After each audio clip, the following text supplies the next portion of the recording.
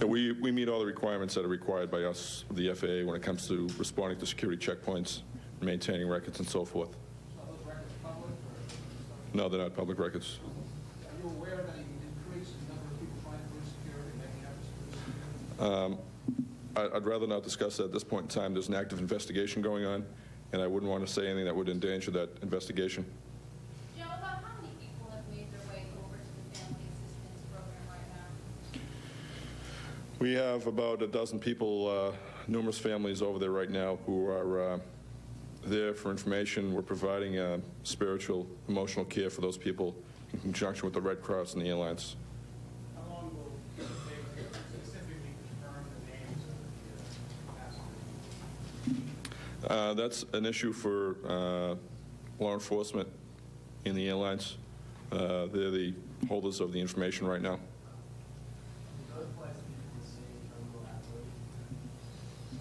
I would say not. I haven't checked the specifics on that. I'd say no, they have not. They did not. You take the decision to reopen the airport? It's a decision that Massport, in conjunction with the FAA, will make at some point in time. Any idea when that might No idea. Were passengers or baggage from the canceled flights that were on the tarmac, were they checked at all that part of their planes or the baggage being taken back off? Not to my knowledge. Do you know the name of the company that employs the people who work at the checkpoints? We have several companies that operate security checkpoints for the airlines here in Boston.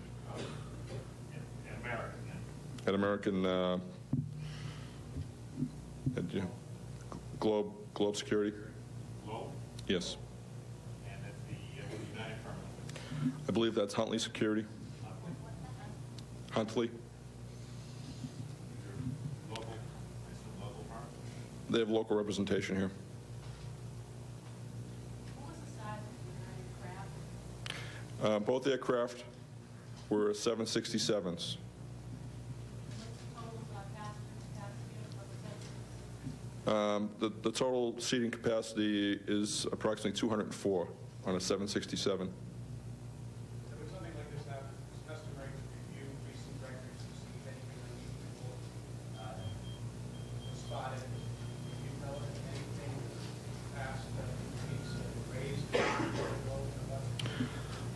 No, all I can tell you right now is the investigation is ongoing, and we're going to be combing through every event that may have occurred here and elsewhere. Can you tell us if there was any surveillance cameras in those terminals? You're not going there. I can't disclose that right now. No, I don't have that information.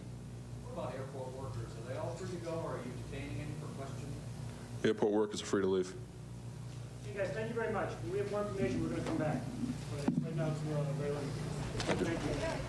You've been watching Joe Lawless of Massport, a news conference there. He says that, of course, Massport today, their first priority, families and employees there at the airport. He also tells us that they are asking now everyone at Logan Airport to please leave. The airport is closed indefinitely. They're asking employees as well as potential passengers to please leave Logan Airport.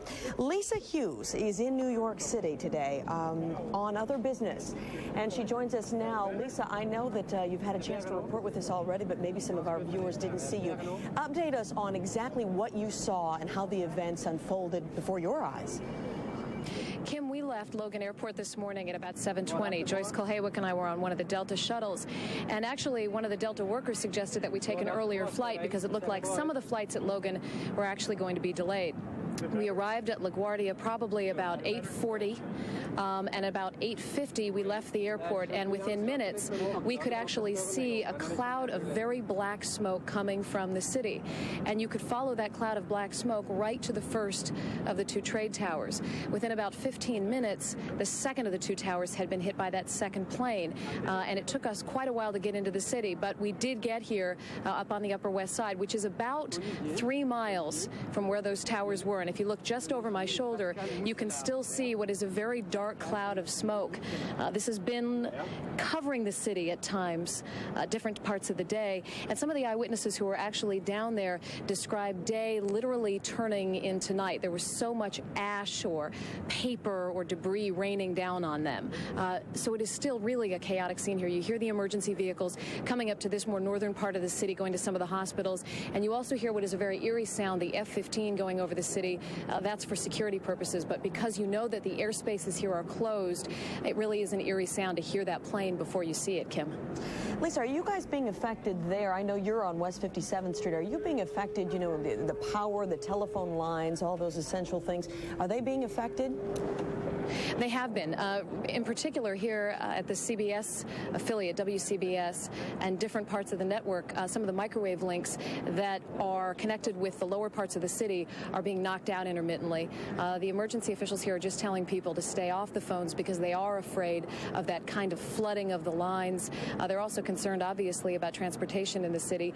The subways were backed up for hours today. Obviously, there is no air traffic, and there is a kind of quiet, at least here on the Upper West Side, with respect to car traffic that you don't typically see on a weekday. So it does appear to some extent that people are heeding some of these requests to stay off the streets and to stay off the phones. All right, Lisa Hughes reporting from New York City. Thank you very much. We'll continue to follow this tragic story right here in the WBZ newsroom. We'll go back to CBS Network now. We'll update you again in just a short time.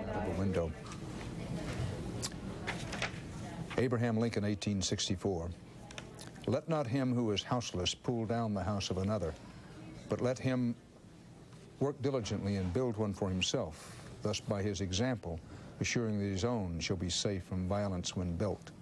Yes, it's a long quote, but something to ponder on this day, when America has much to ponder, including the fact, and it is the fact, that we've been taught since we were school children that the price of freedom is eternal vigilance. Clearly, our vigilance has not been what it could have, should have been in the days preceding this catastrophe today. And if you think the word catastrophe is an overstatement, then perhaps you want to rethink it. Because many, many people have died on this day. Some at the Pentagon, we hope a few, we don't know how many at the Pentagon when a plane crashed there. But the mayor of New York, police officials, everybody says when the death toll is finally counted from the total collapse of both of these towers of the World Trade Center, there will be a high loss of life. Some people are believed trapped in the remains as we speak, and operations are being mounted to try to get to them.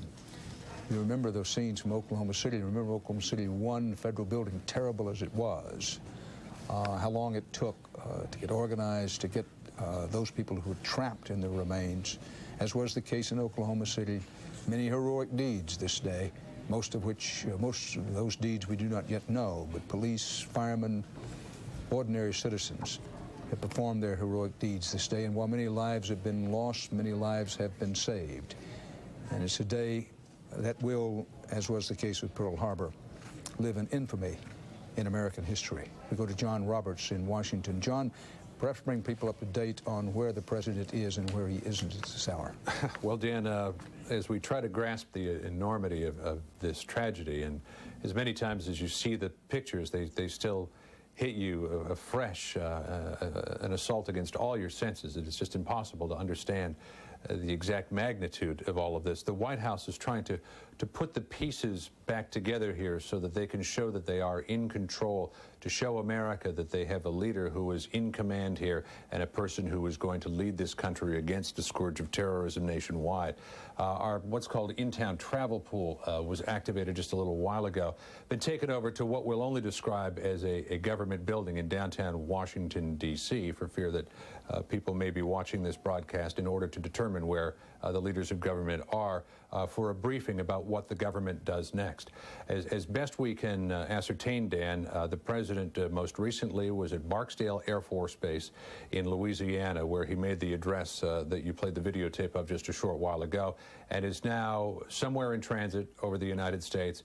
whereabouts and destination classified at this point. We understand that the Vice President is still in Washington, D.C., though the congressional leadership has been ferried separately via separate helicopters to a location outside.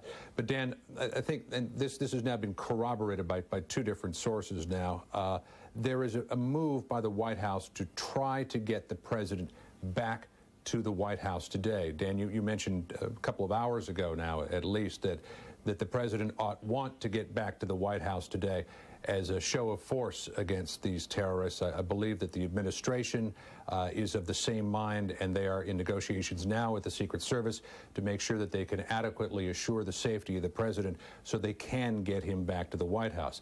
Speaking against that, Dan, though, might be this idea that when the President on Air Force One left Barksdale Air Force Base, they trimmed down the number of media personnel, the White House press corps, who was following him from about 14 to 5, which may indicate that they were going to a smaller location, Dan. So still the information somewhat up in the air, all of this again classified because they do not want to reveal where the President or the Vice President are at this point, but we should know more very soon. We'll get back to you on that. Our White House correspondent John Robertson emphasizing that whenever the President of the United States traveled, and he's on Air Force One, he has an incredibly sophisticated communication system aboard that aircraft. And while, as John Roberts mentioned, from all appearances and all reports, Vice President Dick Cheney, a very experienced elected and appointed official, is in charge at the White House itself in a secure position below ground in the White House, we believe. And Condoleezza Rice, head of the National Security Council, while on a minute-by-minute, hour-by-hour basis, at some point, it appears that they were very much, at least in partial charge. Let no one, no matter how you feel politically, misunderstand. The President of the United States is in charge. He is the Commander-in-Chief. And whatever anybody thinks of him or doesn't think of him in a moment, he's the Commander-in-Chief. He's the leader of the nation. He is in Air Force One. He is in instantaneous communication when he wants to be any place in the world, and there should not be any misunderstanding about that. There'll be plenty of time later in the days and weeks to follow about whether he and his White House operation deported themselves as they could have and should have today. But as of this moment, no one should have any misunderstanding about the President being in charge. And with that in mind, we go to Bob Schieffer in Washington. Bob? Well, Dan, very much in line with what John Roberts was saying about members of the White House staff wanting to get the president back to Washington because they believe that is the way to show the terrorists that they are not giving in. There is very much that same spirit up at the Capitol at this point. The Capitol Police Chief told us just a while ago that congressional leaders are going to make a decision later today about reopening the Capitol tomorrow because they think that is the way to show that this government is still working. Joe Biden, who's the chairman of the Foreign Relations Committee, said earlier this afternoon, this Congress ought to be in session.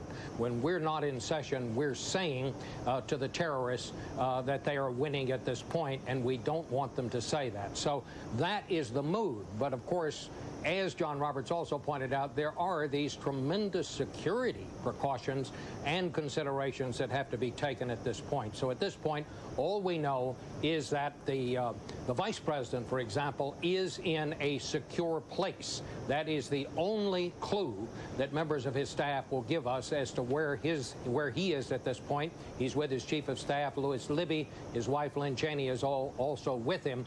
But the White House staff tells us only the Vice President is in a secure place. One other point, intelligence sources at this point have really not given members of Congress a great deal of information. Either they don't know or they're holding back on that. We are told that there will be substantive intelligence briefings for members of the intelligence committees later this afternoon, but at this point about all they know is that these were well-coordinated attacks, well-coordinated, well-planned out. At this point, it's our understanding that members of Congress have been given no information as to who specifically might be behind these attacks. We should also add, and these intelligence sources pointed out to us, that security forces, American forces around the world, have been on a considerably high state of alert in recent weeks, almost since the bombing of the USS Cole some months ago. Everybody has been expecting something. Nobody really expected anything of this gravity. Certainly nobody expected something as widespread as these attacks were. But that about brings it up to date as far as we can determine at this point, Dan. Bob Schieffer live in Washington. This is CBS News continuing live coverage of the incredible acts of terrorism that were put forward today. Reporting, I am from CBS News World headquarters in New York, and